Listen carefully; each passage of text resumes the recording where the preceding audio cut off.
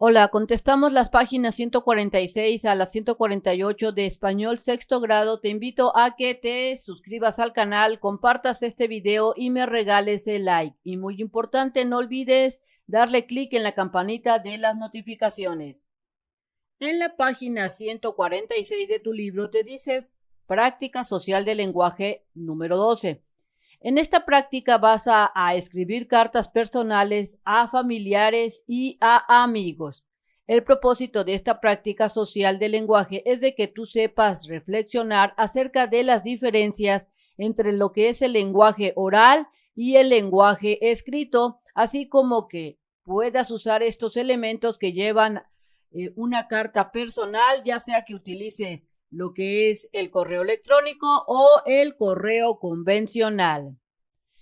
Lo que conozco, que está en la página 147. Ahora debes de escribir para dejar que las palabras vuelen y traspasen el tiempo y el espacio. Te preguntan, ¿te imaginas que dentro de un siglo un bisnieto tuyo encuentre en casa un cofre con las cartas que hoy escribes? Y yo respondo que sería interesante, divertido que dentro de muchísimos años alguien encontrara unas cartas que yo escribí y que sepa cómo la pasábamos en estos tiempos. Por medio de esas podría conocer cómo vivíamos en esa época, qué nos gustaba, qué comíamos, cómo era nuestra casa, qué pensábamos de las cosas que pasaban en este tiempo. Por eso en este proyecto escribirás cartas, algunas las enviarás y otras vas a conversarlas. Luego aparecerán en el cofre de los recuerdos. Comenta con tus compañeros. ¿Alguna vez has recibido alguna carta? Y mi respuesta es que en algunas ocasiones recibí una o tal vez dos cartas de familiares lejanos. Así es que tú aquí tendrías que responder si alguna vez tú has recibido cartas. Siguiente pregunta. ¿Las has enviado a familiares o amigos por correo postal? En mi caso yo respondo que sí he enviado tal vez unas 3 cartas por correo postal. ¿Tú qué vas a responder? Si tuvieras que mandar una de estas tarjetas en este momento, ¿sabrías cómo realizarlas? Así es que continuamos, te preguntan después, ¿qué recuerdas? ¿Qué información debe de ir en el sobre? Yo respondo que recuerdo que debe ir el nombre de quien manda la carta, así como el nombre de quien la va a recibir y su dirección. Esta es la información que debe de tener el sobre cuando la estás enviando la carta. Siguiente pregunta es, ¿cómo debe escribirse? Mi respuesta es que debe escribirse todos los datos con letras que se puedan entender, debe de llevar un remitente, quién es el que manda la carta, debe de llevar un destinatario y quién recibe la carta. Recuerda que cómo la debes de escribir, eso también dependerá de lo que tú le quieras decir a tu familiar, si le quieres decir cosas como voy a ir para allá, fíjate que necesito ayuda, o tal vez quieras solamente saludar. Eso depende de lo que tú quieras expresar. Y la última pregunta es, ¿se pueden ilustrar? Y yo pongo como respuesta, es que se puede agregar un pequeño dibujo siempre y cuando la información del remitente y del destinatario esté completa, haciendo referencia al sobre que se va a mandar. Es decir, que cuando tú estés mandando tu carta, puedes tal vez ponerle algún pequeño dibujo siempre y cuando no estorbe la información del destinatario y del remitente. Dentro de tu carta escrita puedes ponerle un montón de dibujos. Papelito habla. A partir del análisis del contenido y la escritura de las cartas postales y correos electrónicos que tu maestro te proporcione, y si esta actividad te la dejan de tarea, tendrías que pedirle ayuda a tu mamá para que te proporcione algunos materiales.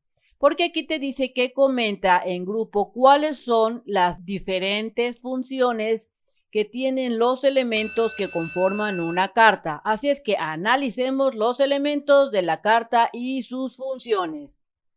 Tenemos que una carta postal o convencional tiene o necesita lo que es un sobre. Los sobres es donde se introduce la carta para que sean enviados por correo postal.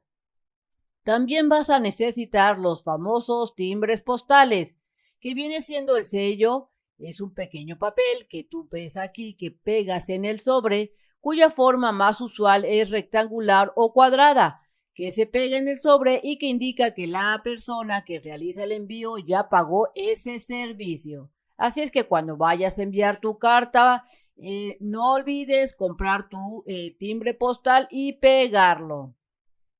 También una carta convencional requiere de lo que es un remitente, que es la persona que envía la carta, es decir, los datos se deben de poner como el nombre y la dirección de la persona que está enviando la carta, y el destinatario es la persona que recibirá la carta, y también debes de colocar su nombre y su dirección para que llegue la carta a esa casa. Luego te comentan aquí sobre las características entre la escritura que se utiliza en una carta enviada por servicio postal y un correo electrónico. Así es que hay que colocar las características. Entre las características que se utilizan en lo que es el servicio postal, yo respondo que la carta tiene que ser escrita en un papel, puede ser escrita a mano, o tal vez quieras escribir la máquina de estas máquinas de escribir o en computadora y después imprimirla. Debes usar lo que es un sobre, ser enviadas, y se utiliza el servicio postal para que llegue al destinatario. Es decir, que tienes que irte al servicio postal y dejar tu carta personalmente ahí. Y debes de llevar lo que es un sello postal y un stamp, o también conocido como estampilla postal. También tenemos las características que se utilizan en las cartas enviadas por correo electrónico. Las cartas pueden ser escritas en la computadora, por lo general se hace así, pero si está escrita a mano porque tú decides echarle la escritura a mano, debes de escanear esa carta para que pueda ser enviada. Es decir, tienes que meter tu carta en formato ya sea PDF o en formato de fotografía, y para que tú puedas enviarla, y requieres de un correo electrónico para ser enviada, y también pues necesitas el servicio de internet. En la página 148 te dice que elabores una lista con las características de cada una de las formas de comunicación que has analizado. Pueden escribir un cuadro en el pizarrón con las semejanzas y las diferencias. Así es que yo hice este recuadro, y si te lo dejan de tarea, puedes tomar como ejemplo esta forma de escribir las semejanzas y las diferencias. Con las semejanzas entre la carta de papel y la carta electrónica, se utiliza para mandar mensaje, ya sea que tú mandes tu carta vía electrónica, o sea, por correo electrónico o por correo convencional, debes de pues mandar mensaje, es una de las semejanzas. También puede ser recibida por un destinatario. Otra semejanza es que requiere de un remitente, de quien envía, y puede ser enviada cualquier día que se requiera. Es decir, que la carta entre las semejanzas son que tanto la electrónica como la convencional puedes enviarla cuando tú quieras. Entre las diferencias tenemos que entre la carta convencional y la carta electrónica es que la carta de papel requiere ser escrita pues en un papel, ya sea a mano o a máquina o en computadora. También requiere ser enviada por medio de correo postal, que esa es una gran diferencia, porque la carta convencional necesitas ir hasta el correo postal y dejar tu carta. En cambio, en la carta electrónica o carta vía internet no necesitas salir de tu casa. También otra diferencia es que se requiere una estampilla en la famosa carta convencional, y en la carta electrónica requieres estar pues en un formato electrónico que entienda la computadora para poder ser enviada. Es otra diferencia. Y otra diferencia que yo noté es que requieres un correo electrónico para el remitente y el destinatario. Esas son algunas semejanzas y algunas diferencias. Recuerda que tus respuestas pueden ser muy diferentes de acuerdo a tu perspectiva o a lo que te diga tu mamá o tu maestra. Entre las conclusiones que te piden aquí, porque aquí te dice que anotes las conclusiones en tu cuaderno, tenemos que, a pesar de que los dos tipos de cartas electrónicas o escritas en papel son parecidas en el sentido de que son para mandar mensajes, son muy diferentes en la forma en cómo se envían y en la velocidad que llegan a su destinatario. Siguiendo en la página 148 te dice lee la siguiente carta. Así es que es momento de que te leas esta carta que fue enviada a la tía Mari por parte de Andrés.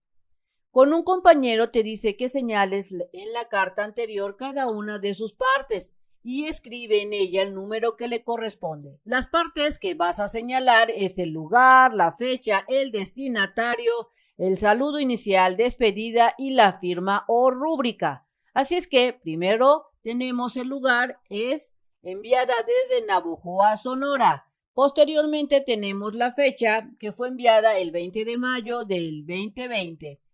Posteriormente te dice el destinatario que sería la tía Mari. El saludo empieza con querida y le sigue lo que es la despedida, que sería que es el número 5, y se despide con mucho cariño, con esta frase, con mucho cariño. Y por último, la firma o rúbrica se encuentra aquí, que es Andrés quien está mandando la carta. Bien amigos, esto es todo, espero que te haya servido la información. Si es así, te invito a que compartas este video, te suscribas al canal, me regales el like y no se te olvide darle clic en la campanita de las notificaciones. Nos vemos bien prontito en el próximo videito. Bye bye.